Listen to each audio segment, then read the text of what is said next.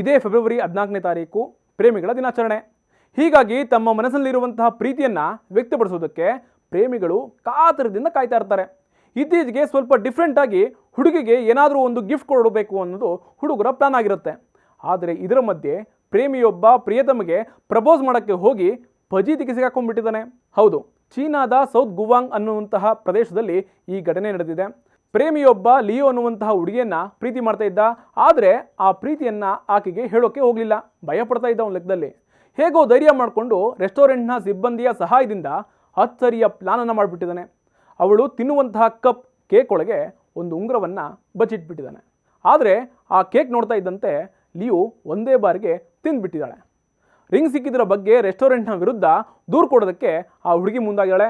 ಆಗ ಆ ಚೀನಾದ ಯುವಕ ಇದು ನಿನಗೆ ಪ್ರಪೋಸ್ ಮಾಡೋಕ್ಕೆ ಅಂತ ರಿಂಗ್ ಬಚ್ಚಿಟ್ಟಿದೆ ಅಂತ ಹೇಳಿದಾನೆ.